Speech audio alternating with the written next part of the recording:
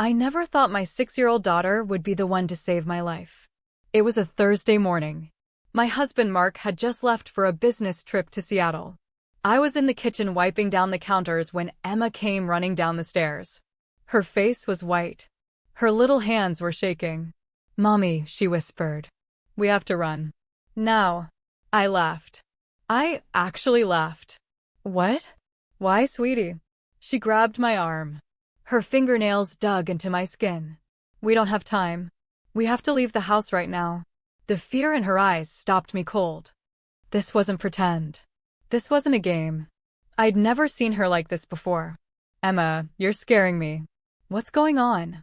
"Please, Mommy. Please." Something in her voice made my blood turn to ice. I dropped the dish towel. My heart was hammering. I grabbed my purse from the counter. My phone. My keys. Okay, baby. We're going." I scooped up Emma with one arm and reached for the front door with the other. My hand closed around the doorknob. I turned it. And that's when the entire house exploded behind us. If you're enjoying this so far, don't forget to like the video and watch till the end. I'd love to hear your thoughts.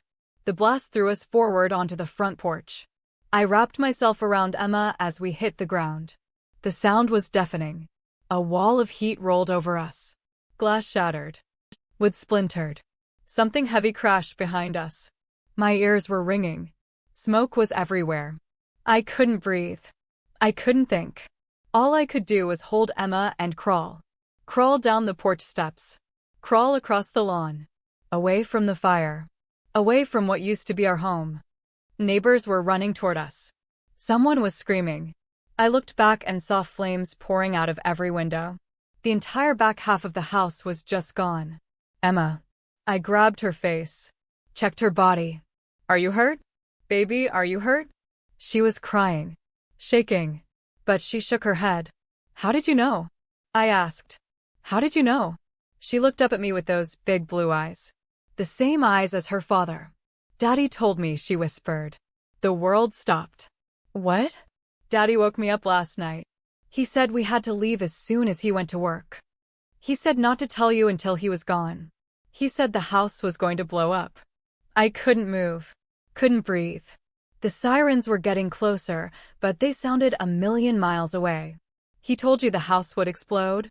She nodded. Fresh tears rolled down her cheeks. "He made me promise. He said it was a secret. He said if I told you too early, something bad would happen." My husband. The man I'd been married to for 8 years. The father of my child. Had just tried to kill us. No. He'd tried to kill me. He'd warned Emma. He'd made sure she would survive. But he'd wanted me dead. The firefighters arrived. The paramedics.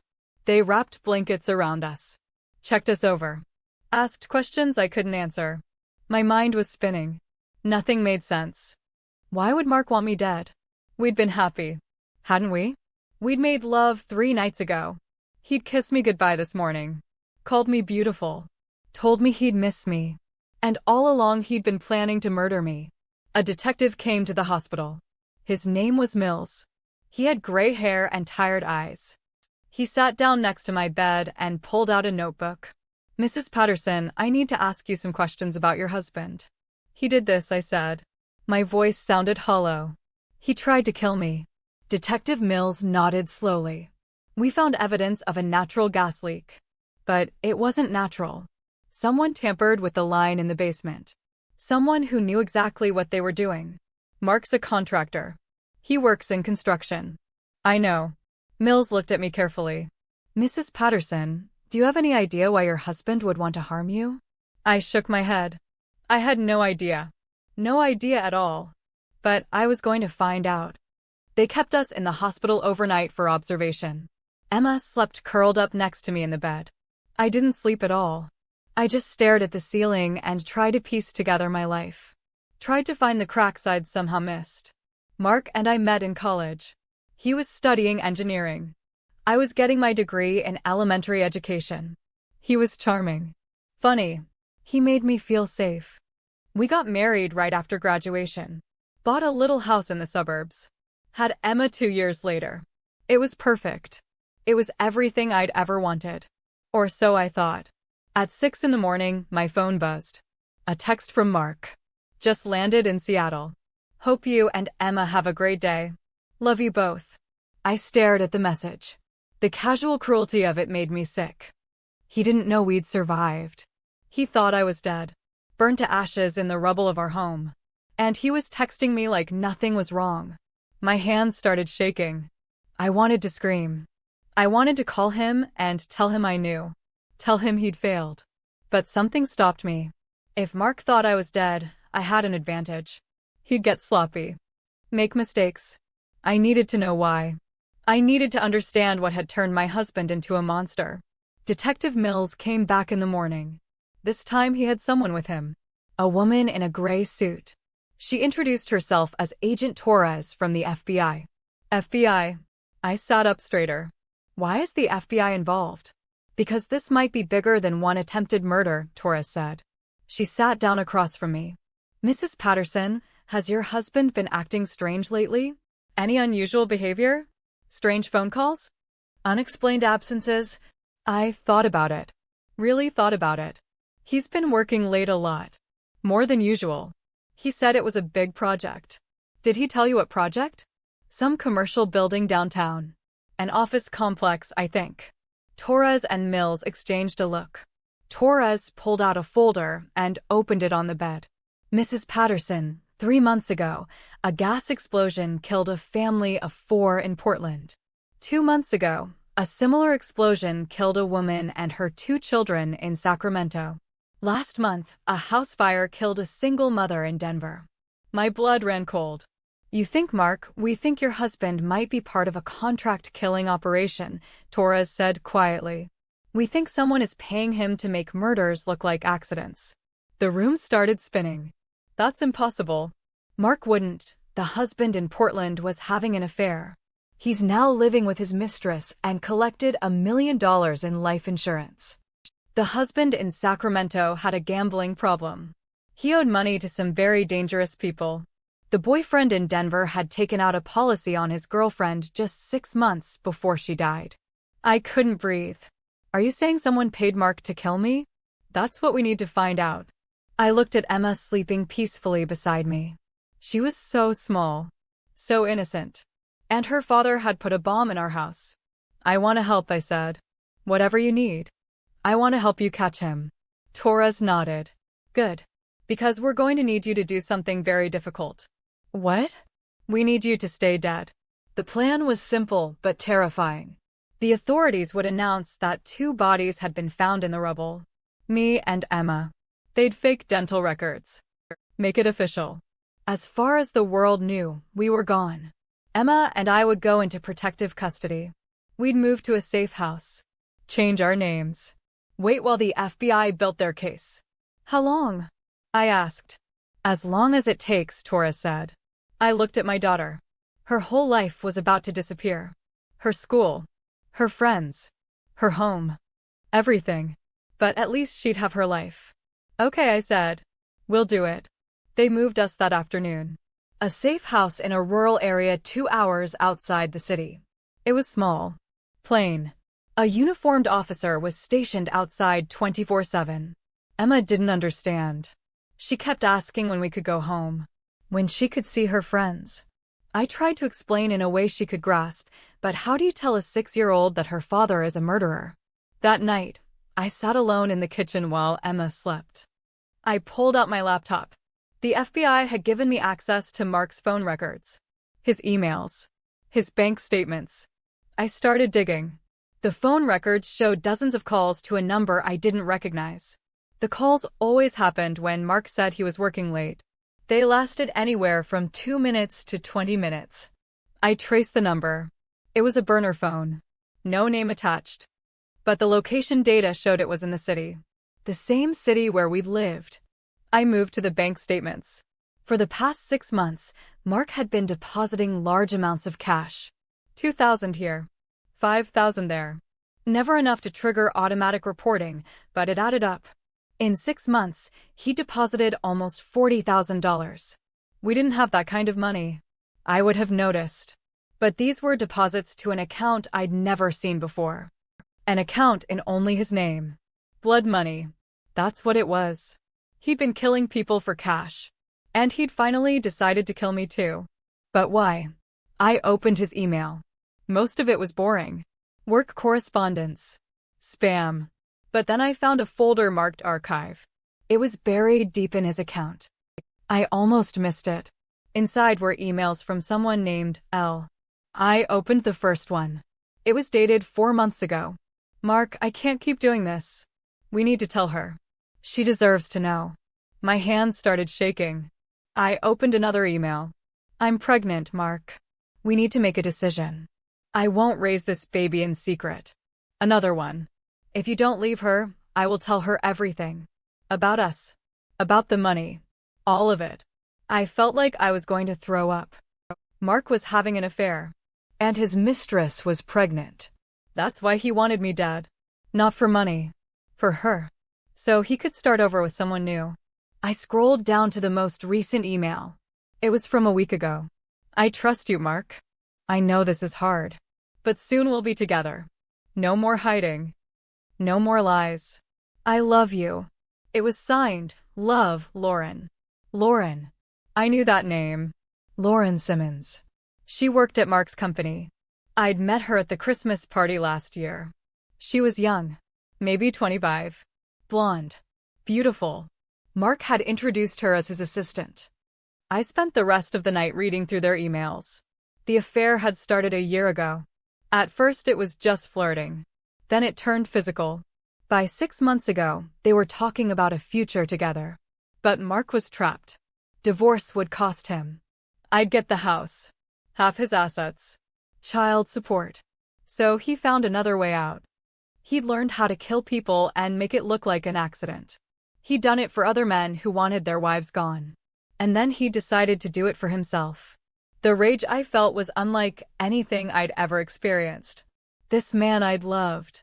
This man I'd built a life with. He looked me in the eyes every single day while plotting my death. I wanted to destroy him. I wanted to take everything from him the way he'd tried to take everything from me. And I was going to do exactly that. The next morning, I called Detective Mills. I found something, I said. Mark's having an affair. The woman's name is Lauren Simmons. She's pregnant with his baby. Mills was quiet for a moment. That gives us motive. But we still need proof he tampered with the gas line. Then get it. Search his computer. His truck. His storage unit. He had to have tools. Plans. Something. We're working on it, Mrs. Patterson. But these things take time. I don't have time. Every day Emma asks me when we can go home. Every day I have to lie to her. I need this to end. I understand. Just sit tight. We'll get him. But I couldn't sit tight. I couldn't just wait while Mark walked free. While he played the grieving husband. While he comforted Lauren and planned their new life together with my daughter's inheritance. I needed to do something. So I made a decision that would change everything. I was going to come back from the dead. Agent Torres was not happy when I told her my plan. Absolutely not, she said. We've built an entire case around the fact that you're dead. If Mark finds out you're alive, he'll run. We'll lose him. He won't run, I said. Because he'll be too busy trying to figure out how I survived. And while he's distracted, you can close in. This is too dangerous. If he tried to kill you once, he'll try again. I know. But this time I'll be ready. This time I'll have the FBI watching my every move. You can use me as bait. Torres shook her head. I can't authorize this. Then don't. I'll do it anyway. I meant it. With or without the FBI's help, I was going to confront Mark. I was going to look him in the eyes and watch him realize his plan had failed.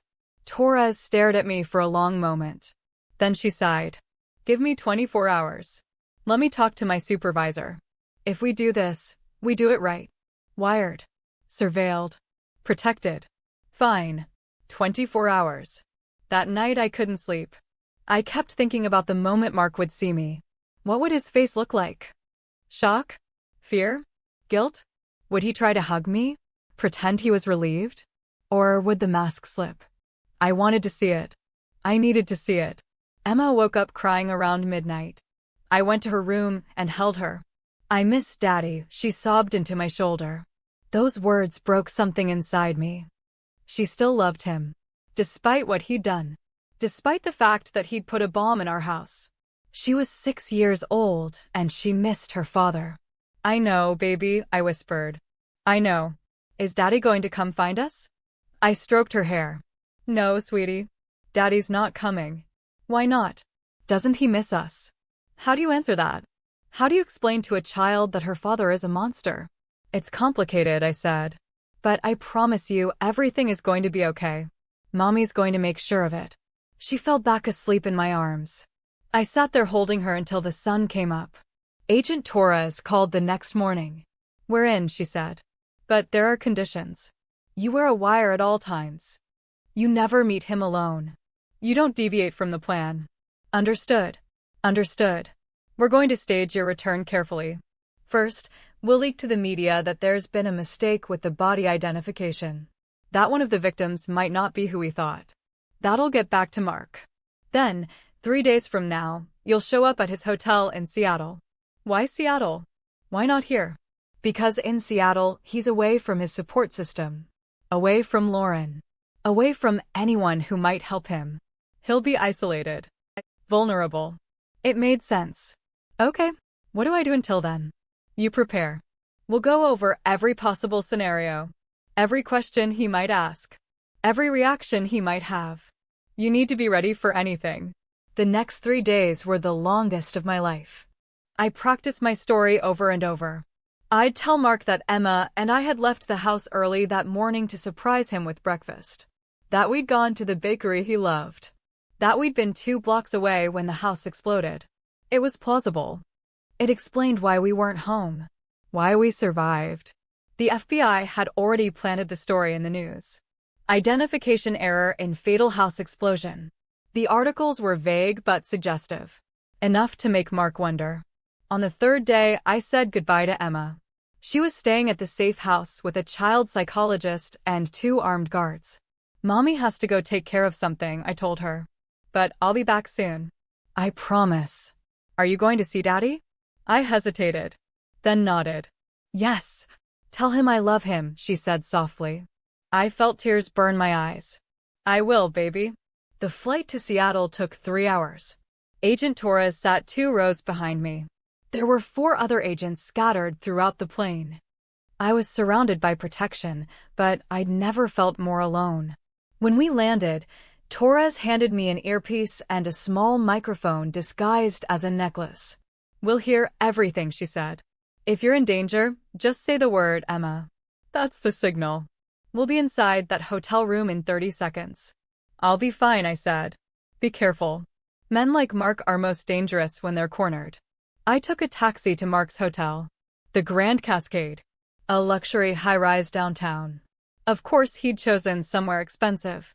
He was probably celebrating. Spending my life insurance money before it even cleared.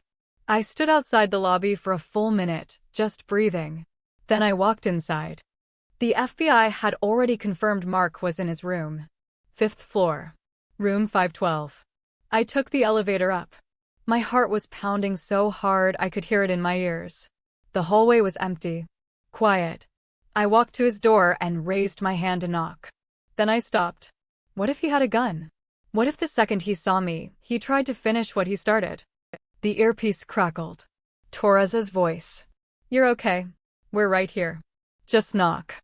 I knocked. Footsteps inside. The door handle turned. And then Mark was standing in front of me. He looked good. Rested. He was wearing a white t-shirt and jeans. His hair was still wet from a shower. And the expression on his face when he saw me was perfect. Total shock. His mouth fell open. His eyes went wide. The color drained from his face. "Sarah," he whispered. "Hi, Mark." But how I don't, he couldn't form a complete sentence. He just stood there staring at me like I was a ghost. "Can I come in?" I asked. He nodded dumbly and stepped aside. I walked into the hotel room. It was nice. King bed. Floor-to-ceiling windows overlooking the city. A bottle of champagne on ice on the nightstand. Champagne. He'd been celebrating. I turned to face him. He still looked stunned, disoriented. The news said you were dead, he said. They said they found 2 bodies. They made a mistake. Emma and I weren't home when it happened. We'd gone out early. To that bakery on Maple Street. The one you like. I watched his face carefully. Watched as he processed this information. Watched as his brain worked to figure out if I was telling the truth. Where is Emma? He asked. Safe. With my mother. Another lie. But he didn't need to know that. I can't believe this, he said. He sat down on the edge of the bed. Put his head in his hands. I thought I'd lost you both. I thought you were gone. He was good. His voice even cracked. If I didn't know better, I'd believe him. What happened? I asked. The fire department said it was a gas leak. But how? We just had the house inspected 6 months ago. Mark looked up at me. I don't know. Maybe the inspector missed something. Maybe. We stared at each other. The silence stretched out. Uncomfortable. You should have called me, Mark said finally. As soon as you knew you were safe. I've been going crazy here thinking my phone was destroyed in the explosion. Everything was destroyed. Right. Of course. He stood up. Took a step toward me. God, Sarah, I'm so glad you're okay. He tried to hug me. I stepped back. Don't, I said. He froze. What's wrong? You tell me, Mark. What's wrong? His expression changed. Became guarded. I don't know what you mean. Don't you? Sarah, you're not making sense. You've been through a trauma. Maybe you should sit down. I know about Lauren. The words hung in the air between us. Mark went very still. What? Lauren Simmons. Your assistant. Your pregnant mistress. He opened his mouth. Closed it. Opened it again. Sarah, I can explain. Can you explain why you tampered with the gas line in our basement? Can you explain why you warned Emma to leave the house but not me? His face went pale. Then red. Then pale again. That's insane, he said. You're not thinking clearly. The stress, Emma told me everything, Mark. She told me how you woke her up the night before. How you told her the house was going to explode. How you made her promise not to tell me until you were gone. Mark's hands started shaking. She's 6 years old. She probably had a nightmare. She's confused. Stop lying. I screamed. Just stop. I read your emails. I saw the bank statements. I know what you did. I know you've been killing people for money. I know you tried to kill me so you could be with her. For a long moment, Mark just stared at me. And then something in his face changed. The mask dropped. The pretend shock. The fake concern. All of it disappeared. What was left was cold. Empty. You should have died, he said quietly. There it was. The truth. But I didn't, I said. I'm alive. And now everyone's going to know what you are. Mark smiled. It wasn't a nice smile. You think you're so smart. You think you figured it all out. But you have no idea. Then tell me. He laughed. Why? So you can run to the police? You don't have any proof, Sarah. It's your word against mine. And you just admitted you're emotionally unstable. Paranoid. Seeing conspiracies everywhere. They'll think you've lost your mind. You're forgetting about Emma. Emma's a child. A traumatized child who had a bad dream. No one will believe her. The FBI will. That stopped him. What? The FBI has been investigating you for months. They connected you to 3 other murders. 3 other families. 3 other gas explosions. Mark's smile disappeared. You're bluffing. Am I? They have your phone records. Your bank statements. Your emails with Lauren. They know everything. I watched him realize he was trapped. Watched the panic start to set in. And then I watched him make a decision. He moved fast. Faster than I expected. He grabbed a lamp off the nightstand and lunged at me. I screamed and ducked. The lamp crashed into the wall behind me. Emma. I shouted. Emma. The hotel room door exploded open. Agent Torres came through first, gun drawn, followed by 3 other agents. FBI. Get on the ground. Now. Mark dropped the lamp. Raised his hands. But his eyes were still on me. Burning with hate. This isn't over, he said. Yes, I told him. It is. They arrested Mark that night. Charged him with 4 counts of murder, 1 count of attempted murder, conspiracy to commit fraud, and about a dozen other crimes. Lauren was arrested too. She'd been complicit. She'd known what Mark was doing. She'd encouraged it. The emails proved it. The media went crazy. Contractor accused of contract killing. The story was everywhere. Mark's face on every news channel. I didn't watch any of it. I went back to the safe house and held my daughter. Is Daddy in trouble? Emma asked. Yes, baby. He is. Did he do something bad? I thought about lying, protecting her from the truth. But she deserved honesty. Yes, he did something very bad. And now he has to face the consequences. Will we ever see him again? I don't know. She was quiet for a while. Then she said, I'm glad you're okay, Mommy. Me too, baby. Me too. The trial took 8 months to put together. The FBI built an airtight case. They found Mark's tools, his plans, his notes. They traced the money from the other husbands to offshore accounts in Mark's name. They found everything. Mark tried to plead not guilty, tried to claim he was innocent.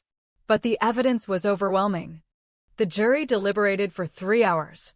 Guilty on all counts. He got 4 life sentences without the possibility of parole. Lauren got 20 years for her role as an accessory. It was over. But the damage wasn't. Emma had nightmares for months. She'd wake up screaming, convinced the house was exploding again. We went to therapy. Both of us. We talked about trust. About safety. About how sometimes the people we love the most can hurt us the worst. It took a long time. Longer than I want to admit. But slowly, Emma started to heal. We moved to a new city. Started over. I got a job teaching 2nd grade. Emma made new friends. We built a new life. A safe life. On the 1-year anniversary of the explosion, we visited the site where our old house had stood. It had been rebuilt. A new family lived there now. A young couple with a baby. They had no idea what had happened there. Maybe that was for the best. Do you miss him? Emma asked as we stood on the sidewalk. I thought about it. Did I miss Mark? The man I'd married? The man I'd loved? I miss who I thought he was, I said. But that person never really existed. He was just pretending. Why did he pretend? I don't know. Maybe he didn't know how to be anything else. We stood there for a moment longer. Then Emma took my hand. Come on, Mommy. Let's go home. Home. Our new apartment across town. It was smaller than the house had been. Less fancy. But it was ours. And it was real. As we walked back to the car, I thought about everything that had happened. How close we'd come to dying. How one moment of a 6-year-old's bravery had saved both our lives. Emma? I said. Yeah, thank you. For telling me to run. You saved us. She squeezed my hand. Daddy told me to. Before he left. He said to get you out no matter what. I stopped walking. What? That morning. Before he left for his trip.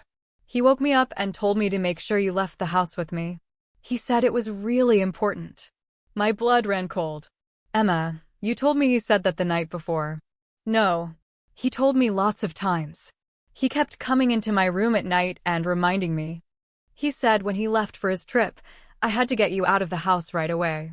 He made me promise. I felt dizzy. This didn't make sense. If Mark wanted me dead, why would he warn Emma repeatedly to save me? Unless he didn't want me dead. Unless someone else did. I grabbed Emma's shoulders. Sweetie, think very carefully. Did Daddy say anything else? Anything about why we had to leave? She scrunched up her face, thinking. He said someone was going to hurt you. He said he tried to stop them, but he couldn't. He said I was the only one who could save you. The world tilted. All this time I'd thought Mark was trying to kill me. But what if I'd been wrong? What if he'd been trying to save me? I pulled out my phone with shaking hands and called Detective Mills. Mrs. Patterson? Is everything okay? I need you to check something. The other murders. The other gas explosions. Were any of the husbands ever found dead? Mills was quiet for a moment. Actually, yes. The husband from Portland. Robert Chin. He died 6 months after his wife's death. Car accident. Why? Check the others. Check all of them. Hold on. I heard typing. Then Mills's voice again, tense. Jesus. The Sacramento husband died 4 months after his wife. Suicide, supposedly. And the Denver boyfriend died 2 months after his girlfriend. Drug overdose. They were killed, I said. All of them. Whoever hired Mark to kill their wives then killed them too. To tie up loose ends. My God. You're saying your husband wasn't the mastermind. He was just a tool. And when he refused to go through with killing me, whoever's really behind this did it themselves. They planted the bomb. And then they planned to kill Mark too. But who? Who would want all these people dead? And then it hit me. The one person who'd been there for everything. The one person who'd had access to all the evidence. All the files. All the information. Agent Torres, I whispered. Mills didn't believe me at first. Why would he? Torres was FBI. She'd been investigating the case. She'd been protecting us. But I made him look deeper. And what he found was damning. Torres had been the agent assigned to all 4 cases. She'd been the one to connect them. The one to point suspicion at Mark. She'd had access to Mark's accounts. His emails. She could have planted evidence. Could have manipulated the whole investigation. But why? We found the answer in her own bank records. Offshore accounts in the Cayman Islands. Deposits matching the amounts paid to Mark. She was the one paying him. She was the one running the whole operation. But she wasn't working alone. Her husband was a divorce attorney. A very successful, very expensive divorce attorney. He represented wealthy men who wanted out of their marriages. Men who didn't want to lose half their assets in a divorce. Torres found people like Mark. People who needed money and had the skills to kill. She set them up. Provided them with targets. Paid them. And when the job was done, she killed them to eliminate evidence. It was brilliant. Horrifying, but brilliant. The FBI arrested Torres 3 days later. Her husband, too. They found evidence linking them to 7 different murders. Maybe more. Mark's conviction was overturned. Not because he was innocent, he'd still killed 3 people, but because the evidence against him had been fabricated by Torres. He was retried. Got a reduced sentence. 25 years instead of life. Part of me felt vindicated. Mark hadn't tried to kill me. He'd tried to save me. In his own twisted, cowardly way, he'd protected our daughter. But part of me was still angry. Because if he'd just gone to the police, if he'd just told the truth from the beginning, so many people would still be alive, including the man he used to be. I took Emma to see him in prison once. Just once. She needed closure. She needed to understand that her father wasn't a monster. Just a weak man who'd made terrible choices. Mark cried when he saw her. Told her he was sorry. Told her he loved her. Told her he'd tried to protect us, but hadn't known how. Emma listened.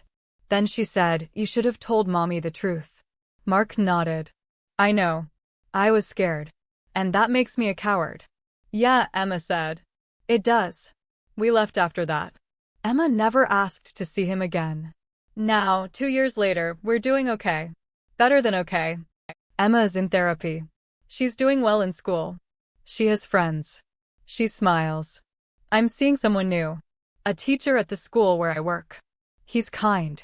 Honest. He knows everything about my past, and he doesn't care. He loves me anyway.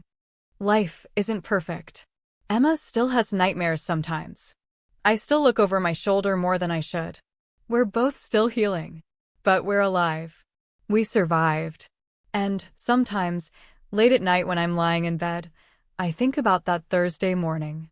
About the moment Emma grabbed my arm and told me to run. What if I'd hesitated? What if I'd asked more questions? What if I'd decided to call Mark first? We'd be dead. Both of us. Blown to pieces in a house fire meant to look like an accident. But Emma trusted her instincts. Even at 6 years old, she knew something was wrong. And she saved us. I've told her this 100 times, but I'll tell her 100 more. She's the bravest person I know. Last week, Emma came home from school with a drawing.